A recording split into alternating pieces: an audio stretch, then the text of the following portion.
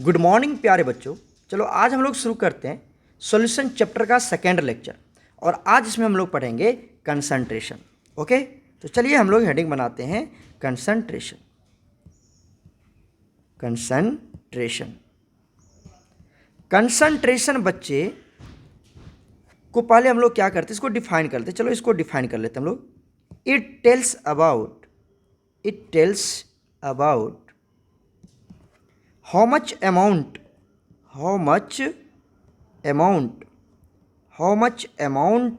of solute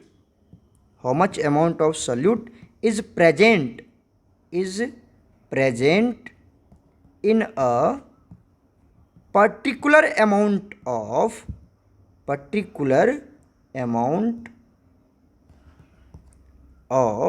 solution। ध्यान से सुनना मेरी बात। मैंने क्या कहा आपको कि सॉल्यूट का कितना अमाउंट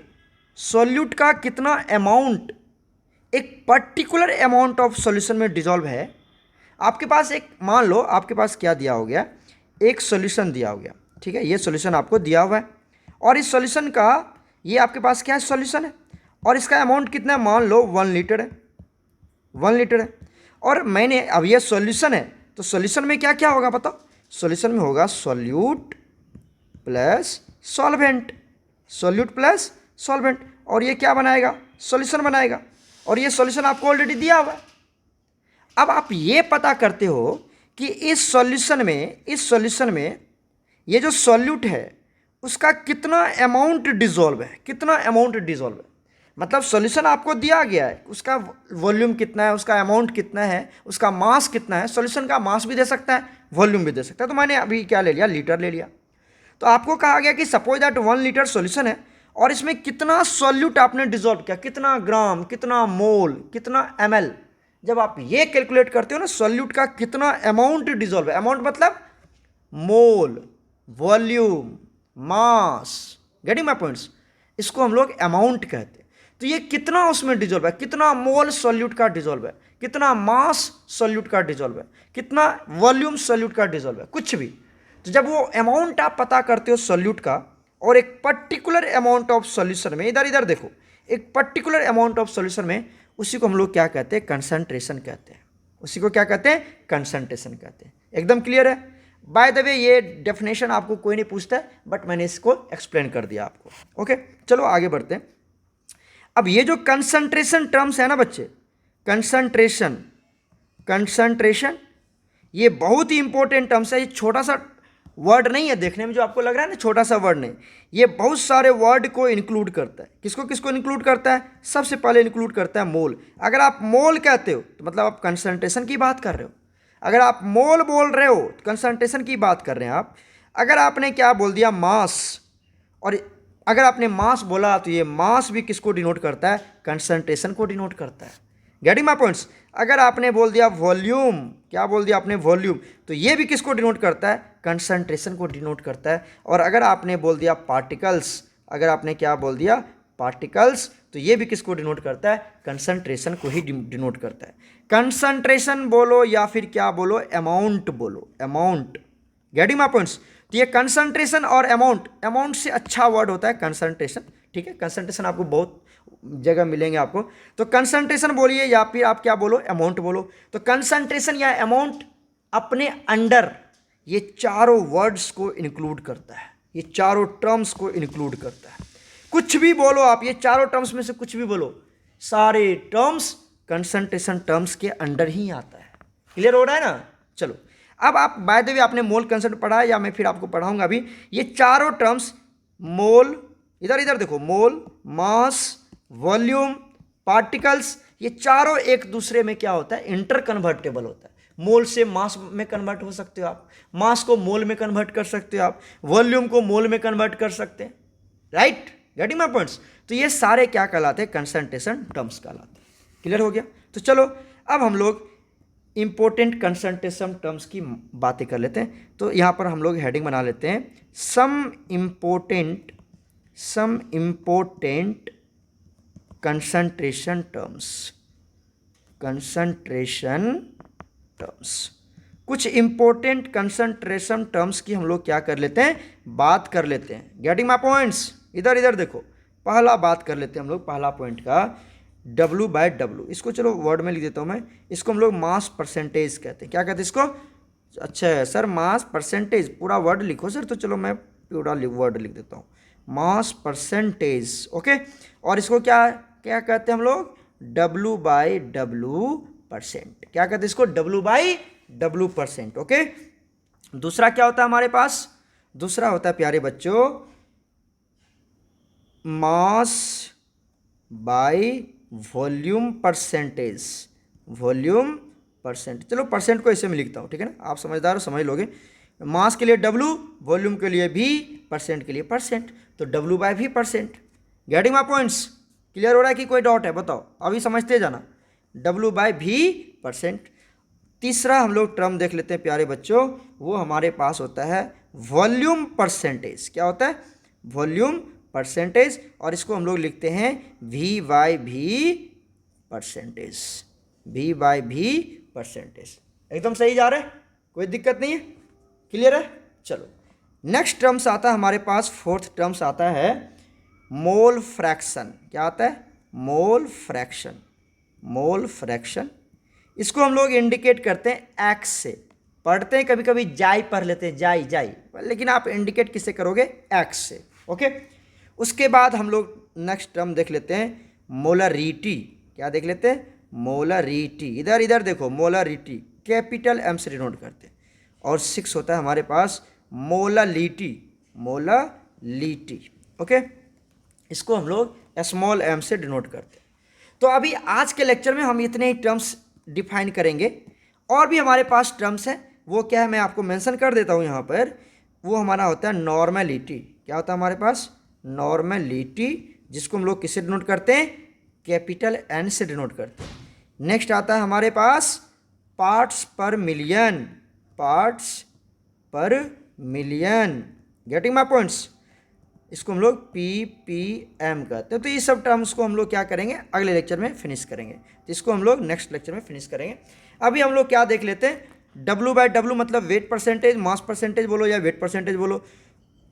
उसके बाद mass by volume percentage, volume percentage, mole fraction, उसके बाद मोलालिटी और मोलालिटी। इस चारों पांचों टर्म्स को हम लोग क्या करते हैं? आज के लेक्चर में फिनिश कर लेते हैं। ओके, और ये जो हमने ब्लैक से लिखा हुआ है, ये जो 2 टर्म्स है, इसको हम लोग नेक्स्ट लेक्चर में फिनिश करेंगे। देख लेते हैं आज कितना कवर हो पाता है। ओके, चलिए शुरू करते हैं हम लोग मास परसेंटेज। क्या पढ़ते हैं हम लोग प्यारे बच्चों? Mass percentage. तो हेडिंग बना लो, पहला टर्म्स हम लोग पढ़ने जा रहे हैं, ध्यान दो, मास परसेंटेज। क्या है हमारे पास? Mass percentage. इसको मास बाय मास परसेंट या वेट बाय वेट परसेंटेज भी कहते हैं। शॉर्ट फॉर्म में क्या लिखते हैं हम लोग? Weight by weight percent. Getting my points? कैसे डिफाइन करेंगे इसको? इसको डिफाइन कर लेते हैं। It is defined as the mass of solute. The mass of solute. The mass of solute किसमें? ग्राम में। इधर इधर देखो, mass of solute in gram which is present in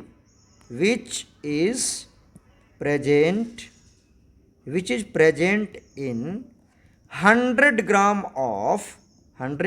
of solution.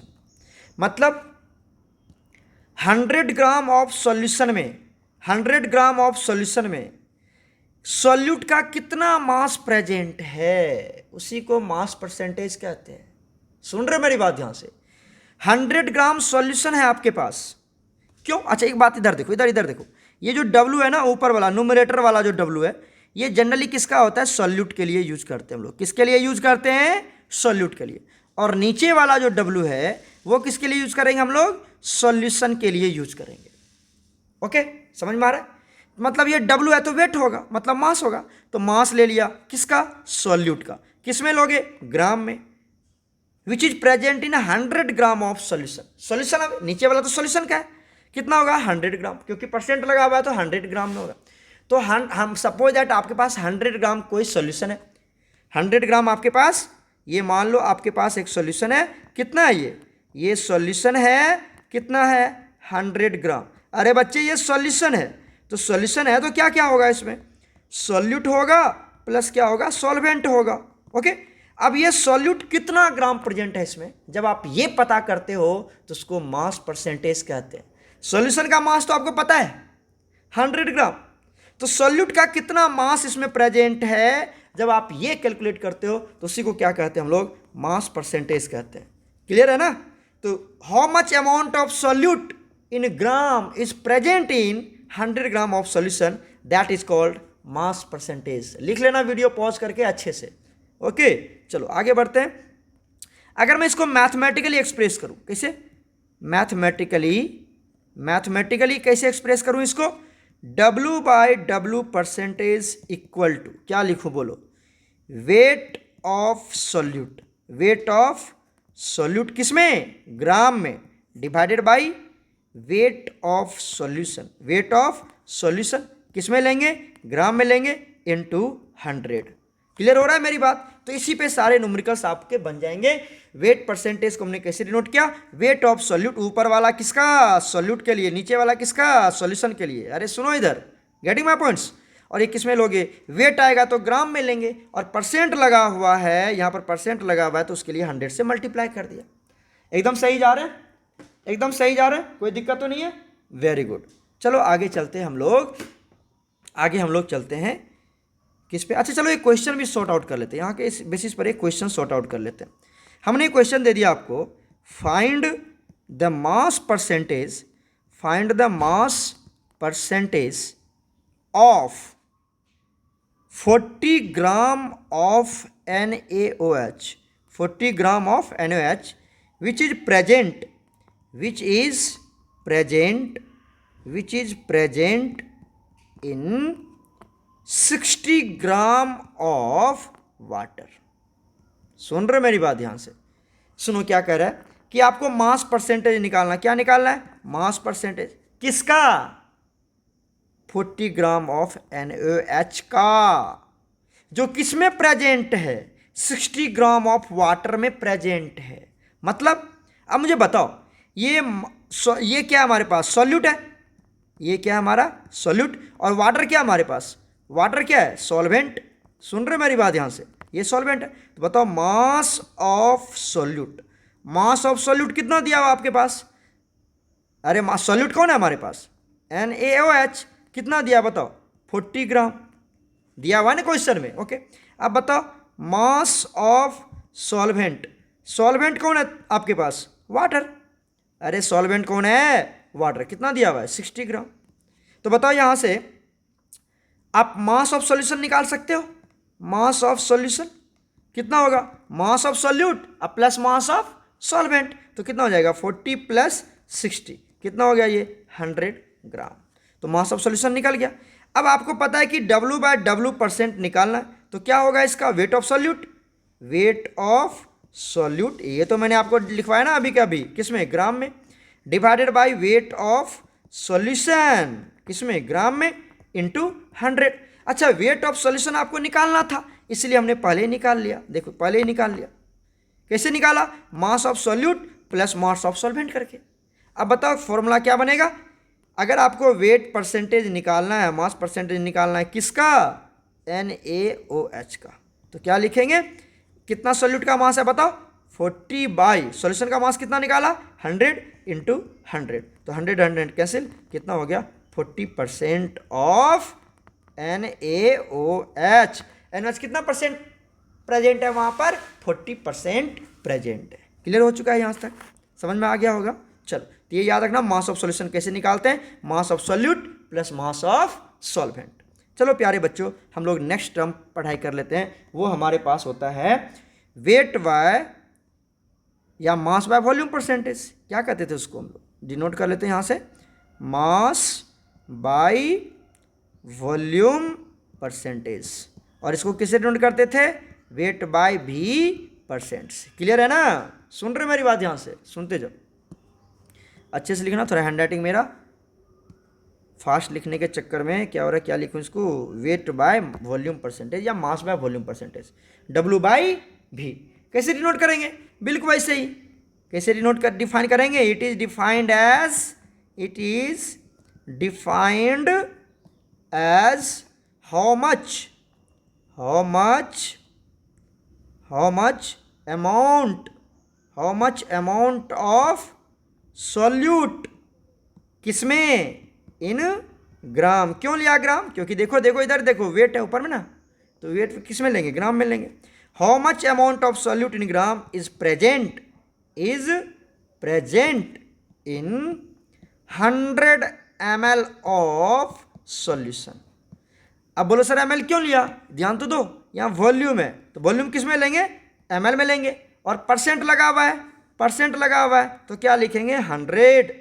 तो 100 ml ऑफ सॉल्यूशन में solute का कितना मास present है उसको हम लोग कहते हैं W/V परसेंटेज। 100 ml सॉल्यूशन है, नहीं समझे मेरी बात, ऐसे देखो, ऐसे ये मान लो हमारा क्या है, ये हमारा है सॉल्यूशन, ओके। कितना दिया हुआ ये 100 ml दिया हुआ है। सॉल्यूशन कैसे बनता है सर, सॉल्यूट प्लस सॉल्वेंट। अब आप ये चेक करो कि कितना ग्राम प्रेजेंट है 100 ml ऑफ सॉल्यूशन में। जब आप ये कैलकुलेट कर लेते हो तो उसी को W/V परसेंट कहते हैं। और ये सॉल्यूशन का टोटल सॉल्यूशन है, इसका कितना वॉल्यूम दिया हुआ है, 100 ml ऑलरेडी दिया हुआ है। क्लियर हुआ, चलो। तो अगर मैं इसको मैथमेटिकली एक्सप्रेस करूं, कैसे एक्सप्रेस करूं, ये मैथमेटिकली एक्सप्रेस करूं तो क्या लिखूं मैं, इसको मैं लिख सकता हूं, बताओ, W/V परसेंट इक्वल टू, क्या बताया था मैंने, वेट ऑफ सॉल्यूट किसमें, ग्राम में, डिवाइडेड बाई वॉल्यूम। अरे बच्चे ये वेट है तो ऊपर वेट लेंगे, ये वॉल्यूम है तो नीचे वॉल्यूम लेंगे। तो वॉल्यूम किसका लेंगे, सॉल्यूशन का, नीचे तो सॉल्यूशन लिखते हैं, वॉल्यूम ऑफ सॉल्यूशन किस में लेंगे, ये ml में लेंगे, और इसको मल्टीप्लाई कर देने का 100 से। एकदम क्लियर है, तो ये हो गया हमारा मैथमेटिकली एक्सप्रेशन। क्लियर हो गया, कोई दिक्कत तो नहीं है। चलो अब हम लोग नेक्स्ट टॉपिक की तरफ आगे बढ़ते हैं। थर्ड टर्म्स हम लोग पढ़ लेते हैं, वॉल्यूम परसेंटेज। शॉर्ट फॉर्म में क्या लिखते हैं, V/V परसेंट। बोलो समझ में आ रहा है मेरी बात, ध्यान दो इधर, वॉल्यूम परसेंटेज। सर आपने तो बता रखा है कि वॉल्यूम ऊपर वाला किसके लिए, सॉल्यूट के लिए, क्लियर, नीचे वाला किसके लिए, सॉल्यूशन के लिए, very good.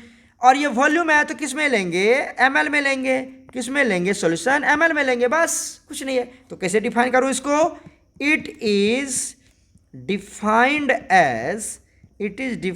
As how much amount of किसका, सॉल्यूट, किसमें, ml में, इज प्रेजेंट इन, अब परसेंट लगा हुआ है ना तो क्या लिखेंगे, 100 ml of solution. 100 ml of solution में एक सेकेंड, यहाँ पर मैं थोड़ा अच्छे से लिखता हूँ, हाँ, 100 ml ऑफ सॉल्यूशन है आपके पास। सॉल्यूशन कितना है, 100 ml सॉल्यूशन है, उसमें कितना ml सॉल्यूट का प्रेजेंट है, वही बात है, कितना ml सॉल्यूट का प्रेजेंट है 100 ml ऑफ सॉल्यूशन में, that is called volume percentage. अब आप समझ में आ गया होगा। चलो इसको मैथमेटिकली एक्सप्रेस कर लेता हूँ, ओके। मैथमेटिकली क्या लिखूँ मैं, वॉल्यूम परसेंटेज, क्या लिखूँ, वॉल्यूम ऑफ सॉल्यूट किसमें, ml में, divided by volume of solution. अरे बच्चे इधर वॉल्यूम, ये वाला वॉल्यूम है, इधर देख रहे हो, तो ये वाला वॉल्यूम आ गया, ये वाला वॉल्यूम है तो ये वाला वॉल्यूम आ गया। अब वॉल्यूम किस में लेंगे, ml में लेंगे, ऊपर वाला सॉल्यूट के लिए, और नीचे वाला सॉल्यूशन के लिए, और इनटू परसेंट लगा हुआ है तो 100। कितना ईजी तुम सोच नहीं सकते, एकदम बिल्कुल ईजी है, कोई दिक्कत नहीं है। तो इसी को हम लोगों ने क्या कहा, वॉल्यूम परसेंटेज। बताओ समझ में आ गई होगी आपको, कोई दिक्कत तो नहीं है, चलो। एक टर्म्स यहाँ पर मेरे अकॉर्डिंग मैंने पार्ट्स पर मिलियन आपको अगले लेक्चर में डिफाइन करने के लिए बोला था, बट यहीं पे हम लोग डिफाइन कर लेते हैं पार्ट्स पर मिलियन को, क्योंकि इसी के अकॉर्डिंग वो भी है, बिल्कुल सेम टू सेम है, तो यहीं पर इसको एक्सप्लेन कर लेते हैं हम लोग। तो चलिए हेडिंग बना लेते हैं हम लोग, पार्ट्स पर मिलियन। फोर्थ टर्म्स क्या हमारे पास, पार्ट्स पर मिलियन, पार्ट्स पर मिलियन, पार्ट्स पर मिलियन। क्या लिखते हैं इसको हम लोग शॉर्ट फॉर्म में? Ppm, ppm. चलो, तो पीपीएम क्या होता है थोड़ा सा इसके बारे में हम लोग पढ़ लेते हैं। पीपीएम होता है प्यारे बच्चों बिल्कुल वैसा ही जैसे आपने क्या देखा था, मतलब इसमें पार्ट्स, मतलब पार्ट्स है ये। अब कौन सा पार्ट्स है? कितना पार्ट? वॉल्यूम का पार्ट, अरे सुनो इधर इधर इधर सुनो, इधर सुनो, वॉल्यूम का पार्ट या फिर मास का पार्ट। किसी एक का पार्ट होगा ना, वो या तो मास के टर्म में एक्सप्लेन कर रहा है या वॉल्यूम के टर्म में एक्सप्लेन कर रहा है। यहां पे आपको नहीं कह रहा है कि वॉल्यूम में डिफाइन करो, कहता है पार्ट। तो मेरा मन है हम मास के भी टर्म में डिफाइन कर सकते हैं इसको और वॉल्यूम के भी टर्म में डिफाइन कर सकते हैं। ओके, अब पहले एक बात देखो, ये मिलियन है, ये क्या हमारा पास मिलियन, तो 1 मिलियन, 1 मिलियन इक्वल टू होता है 10 लैक्स। कितना होता है? 10 लैक्स। और 10 लैक्स इक्वल टू होता है 10 पर 6 जीरो। कितना जीरो? 6 जीरो। ओके, मतलब आप इसको लिख सकते हो 10 टू द पावर 6। क्लियर हो गया? 10 टू द पावर 6। तो 1 million equal to 10 to the power 6। Clear हो गया? क्लियर हो गया? अब देखो, अब इसी को हम थोड़ा सा क्या करते हैं, एक्सप्लेन करते हैं। इसको क्या करते हैं? एक्सप्लेन करते हैं। तो चलो इसको एक्सप्लेन करते हैं। It is defined as, it is मतलब पार्ट्स पर million. Okay, it is defined, it is defined as how much amount, how much amount of solute, how much amount of solute is present in।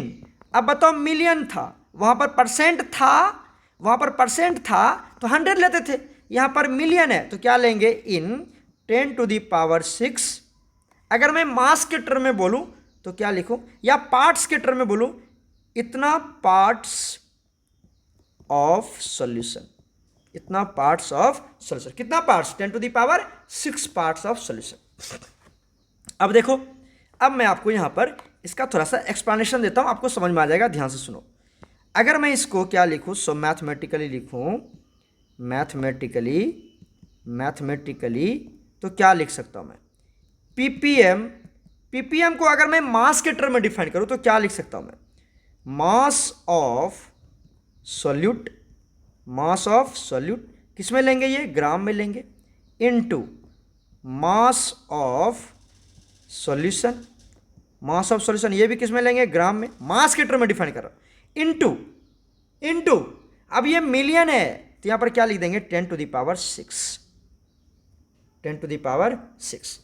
Clear हो रहा है? अच्छा मुझे एक बात बताओ, अगर ये W/W परसेंटेज होता तो क्या लिखते? अच्छा चलो इसको मैं थोड़ा सा, यहाँ पे मास था ना, यहाँ पे मैं क्या करता हूँ, कोई बात नहीं, ये मास तो मास ही है, या वेट बोलो कोई बात नहीं, ये मास है, देख रहे हो, और ये भी क्या हमारा मास है। अरे पहले मैं क्या लिखवाया था? वेट लिखवाया था, कोई बात नहीं, मास और वेट तो बराबर ही होता है। अब वेट बाय वेट परसेंटेज में क्या लिखते बताओ तो? Mass weight by weight percentage में क्या लिखते हैं हम लोग? मास ऑफ सॉल्यूट किस में? ग्राम में, divided by mass of solution into 100। अब एक बात बताओ मुझे, अगर मुझे वेट बाय वेट परसेंट के लिए क्या लगाया तुमने? 100, और मिलियन, ये एम मिलियन के लिए क्या लगाया? 10 टू द पावर 6। बस इतना ही डिफरेंस है, इतना ही डिफरेंस है। पार्ट्स पर मिलियन में मास ऑफ सॉल्यूट किस में डिफाइन कर रहे हैं इसको हम लोग? मैथमेटिकली यहां पे मैं मेंशन करता हूं, इन the term of mass, in the term of मास। किसके टर्म में? मास के टर्म में। लिख लेना यहां पर अच्छे से। मैथमेटिकली हमने इसको एक्सप्रेस किया किसमें? In the term of mass. तो क्या लिखेंगे? पीपीएम इक्वल टू, पीपीएम है मिलियन है तो क्या लिखेंगे? Mass of solute by mass of solution, gram, और ये 10 टू द पावर 6, मिलियन था तो 10 टू द पावर 6। अच्छा अब मैं अगर पढ़ूं इन the term of ppm, in the term of, उसको भी एक्सप्लेन कर सकते हैं ना हम लोग। ये पीपीएम, सॉरी क्या लिख रहा हूं मैं, एक सेकंड प्यारे बच्चों, ppm in the term of, in the, अरे बाबा एक सेकेंड बच्चे, इन the term of volume. Volume के भी तो टर्म में हम पीपीएम को एक्सप्लेन कर सकते हैं ना, ये तो मास के टर्म में एक्सप्लेन किया हमने। अब किसके टर्म में एक्सप्लेन कर रहे हैं? वॉल्यूम के टर्म में। तो क्या लिखूं, सोचो ध्यान से, क्या लिखूं मैं, ध्यान दो। ppm equal to volume of solute, सोचो मैंने ये पढ़ा रखा है आपको किसमें, ml divided by volume of solution, किसमें, ml में। अब यहाँ ppm है, m है, तो यहाँ क्या करेंगे, मिलियन है तो 10⁶। बोलो समझ में आ रही मेरी बात या नहीं आ रही समझ में? आ रही समझ में? 10⁶। मतलब अगर मैं यहाँ पे लिखता v/v परसेंटेज, तो यही होता है वॉल्यूम ऑफ सॉल्यूट ऊपर में, वॉल्यूम ऑफ सॉल्यूशन नीचे में, और परसेंट था तो 100 करते, और यहाँ पर मिलियन है तो इतना, बस कुछ नहीं है। अब आपको समझ में आ गया होगा बिल्कुल अच्छे से कि ये बिल्कुल मास परसेंटेज और वॉल्यूम परसेंटेज की तरह ही है। तो मैं यहाँ पर भी इसको क्या कर देता हूँ, इरेज कर देता हूँ। अब आपको कोई दिक्कत तो नहीं होना चाहिए बच्चों, अब तो आपको कोई दिक्कत नहीं होना चाहिए। हमने क्या किया, इसको ppm के टर्म में एक्सप्लेन किया, और सॉरी मास के टर्म में एक्सप्लेन किया और वॉल्यूम के टर्म में एक्सप्लेन किया। दोनों के टर्म में लिख सकते हैं। बोलो सर क्यों लिखे दोनों के टर्म में? क्योंकि आपको क्या कहा गया है, वो आप इधर देखो, इधर क्या कहता है, ये जो ppm है ना, वो क्या हमारा, जो ppm है वो क्या हमारा पार्ट्स। तो पार्ट्स हम किसी का भी पार्ट ले सकते हैं, मास का भी पार्ट ले सकते हैं, वॉल्यूम का भी पार्ट ले सकते हैं। मतलब मास के भी टर्म में डिफाइन कर सकते हैं और वॉल्यूम के टर्म में डिफाइन कर सकते हैं। क्लियर हो रहा है? कोई दिक्कत तो नहीं है। इसीलिए हमने इसको पार्ट्स पर मिलियन को मास के भी टर्म में एक्सप्लेन कर दिया और वॉल्यूम के भी टर्म में एक्सप्लेन कर दिया। अब आ जाओ, अगर आपको कहता है इसका यूज कहाँ करते हैं, मतलब इसके एप्लीकेशन की बात करता हूँ, किसका एप्लीकेशन ऑफ ppm का यूज कहाँ करेंगे सर? ये तो पता है कि मास ऑफ सॉल्यूट निकालना हो 100 में तो वो निकाल लेंगे, mass percentage, volume percentage. ppm कहाँ यूज करेंगे? क्लियर हो रहा है? ppm कहाँ यूज करेंगे, तो ये आपको पता करने के लिए हम आपको यहाँ पर एक एग्जाम्पल देते हैं। To find out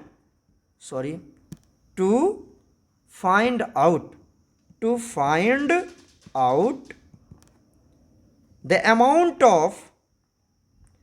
amount of chloride ion present in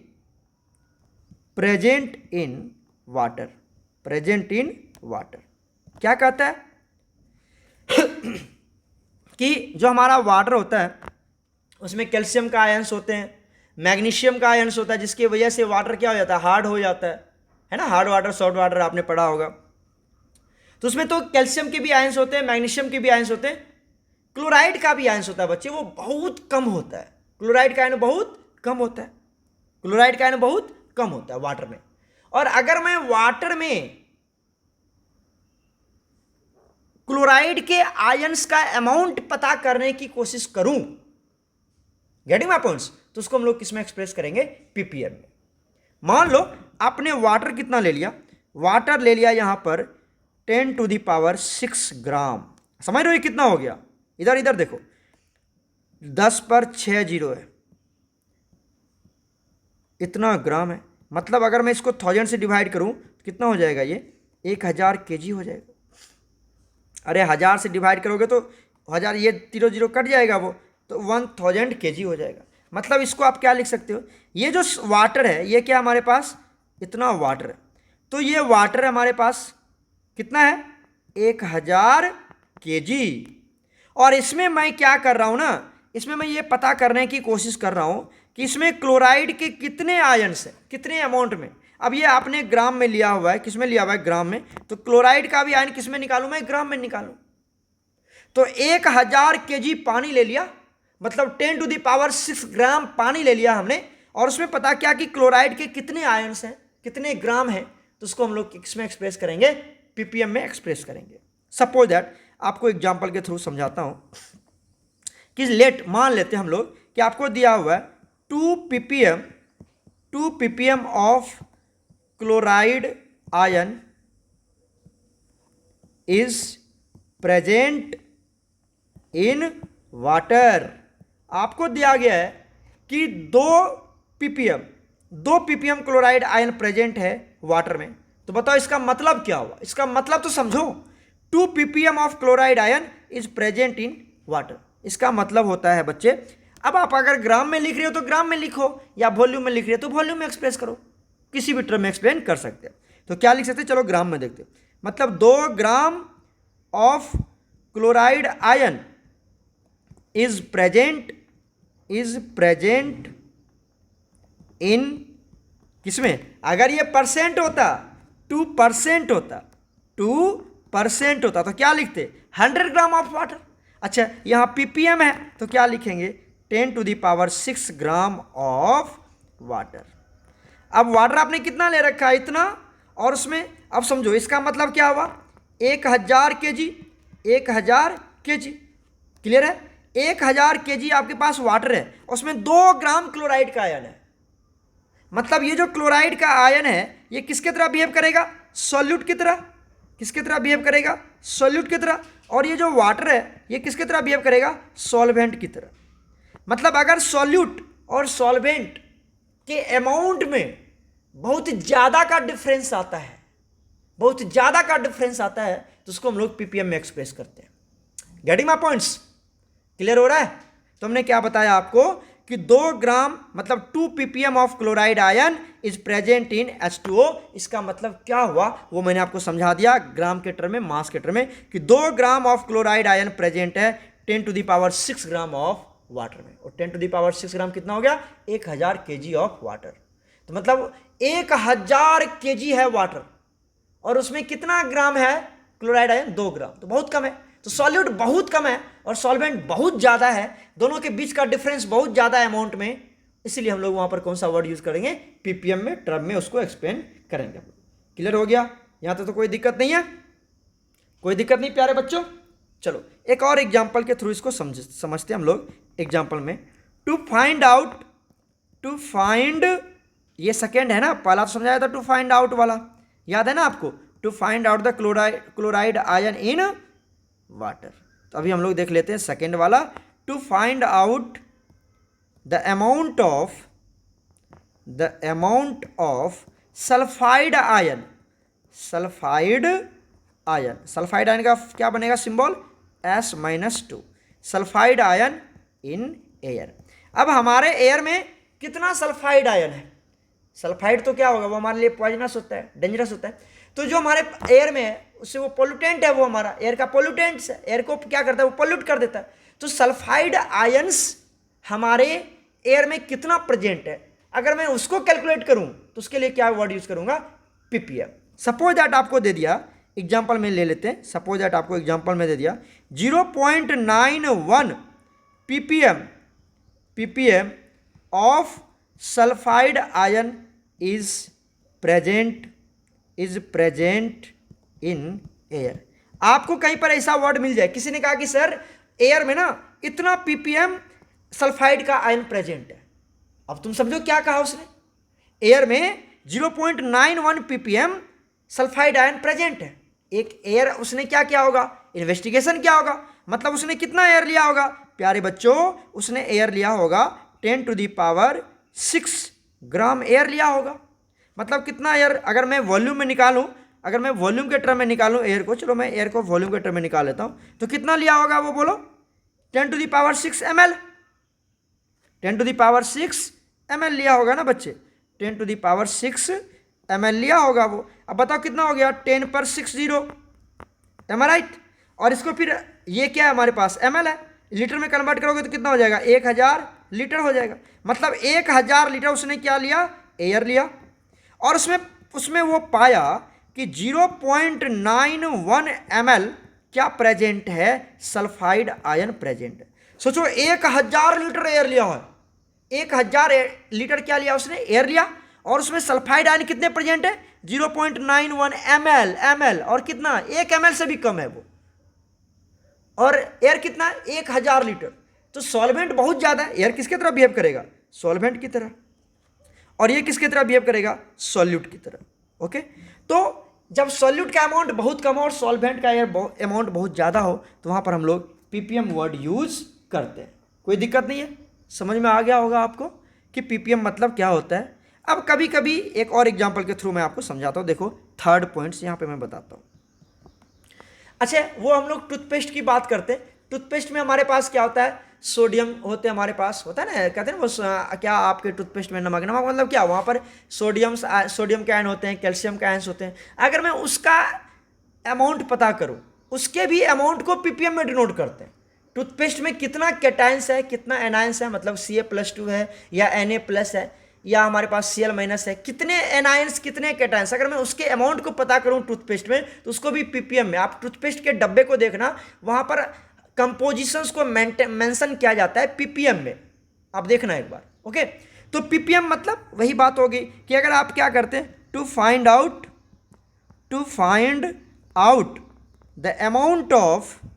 the amount of cations. क्या क्या कैटायंस हो सकते हैं वहाँ पर, हो सकता है हमारे पास Ca+2 आ जाए, उसके बाद क्या आ जाए, Na+ आ जाए, तो ये कैटायंस है ना, अरे जिसके ऊपर पॉजिटिव चार्ज को कैटायंस कहते हैं। तो to find out the amount of cations, कि कैल्शियम का कितना आयन है, सोडियम का कितना आयन्स है इन अ टूथपेस्ट, टूथपेस्ट जो हम लोग करते हैं, कॉलगेट वोलगेट सब, ठीक है। तो उसमें कितना, उसमें Mg+2 है या Ca+2 है, Na+1 है, तो उसके अमाउंट को पता करने के लिए हम लोग क्या लिखते हैं, पीपीएम लिखते हैं। सपोज दैट आपको दे दिया 0.3 ppm of sodium ion is present in toothpaste में कितना है, अब बताओ कितना प्रेजेंट है हमारे पास, 0.3 पीपीएम ऑफ सोडियम आयन। क्या मतलब हुआ इसका, अभी तो बता सकते हो। अब अगर मास में ले लूं मैं तो क्या लिखूं मैं, 0.3 ग्राम पीपीएम, मैम 0.3 ग्राम ऑफ क्या, Na+ आयन इज प्रेजेंट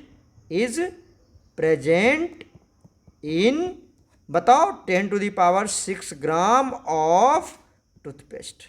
मतलब टूथपेस्ट कितना लिया होगा उसने, 1000 kg लिया होगा, मतलब 10⁶ ग्राम लिया होगा। उसमें देखा कि इतना 0.3 ग्राम ही क्या है, सोडियम का आयन है, तो आपको वो किस में एक्सप्रेस करेगा, उसको पीपीएम में। देखना आप टूथपेस्ट का जो डिब्बा आता है, कोलगेट आता है ना, कोलगेट का, तो उस पर देखना आप कि वहाँ पर सबका जो mg कितना है, Ca कितना है, वो सब यहाँ पर पीपीएम में डिनोट किया गया होगा, ठीक है। तो आप वहाँ पर चेक कर लेना। तो प्यारे बच्चों, आज का लेक्चर यहीं पे फिनिश करते हैं हम लोग। मोलालिटी, मैं सोच रहा हूं कि मोलारिटी, देखो मोलारिटी, ओके, दूसरा हो गया हमारे पास मोलालिटी एंड तीसरा मोल फ्रैक्शन। इस तीनों को एक लेक्चर में मैं बनाऊं और आपको एक सेपरेट लेक्चर इस पे बनाऊं और आपको मैं सेंड करूं, ताकि ये तीनों का आपको अच्छे से समझ में आ जाए। और नेक्स्ट लेक्चर जो फिर हम बनाएंगे आपके लिए, वो बनाएंगे किसके लिए, नॉर्मलिटी के लिए। थोड़ा सा वो समझना है, क्योंकि वहाँ से कंपटीशन में भी बहुत ज़्यादा क्वेश्चंस आते हैं। नॉर्मलिटी, ओके, क्या गलत लिख दिया क्या मैंने, एक सेकेंड, नॉर्मलिटी वर्ड गलत लिख दिया था, नॉर्मलिटी, इसको हम लोग कैपिटल एन से डिनोट करते हैं। तो इस पे एक सेपरेट अलग लेक्चर बनाएंगे हम लोग, ठीक है, क्योंकि यहाँ पर थोड़ा सा डिटेल हमको जाना पड़ता है। क्लियर हो गया। तो मेरे अकॉर्डिंग ये तीनों कंटेंट का एक लेक्चर आपको मिलेगा, और इस पे नॉर्मलिटी पे एक पर्सनल आपको लेक्चर मिलेगा, ठीक है बच्चों। तो आप अच्छे से पढ़ाई करते रहिए, वीडियो को वॉच करते रहिए, और अगर कोई भी दिक्कत होता है तो ऑफलाइन क्लासेस में आप जरूर पूछिए। Okay, take care.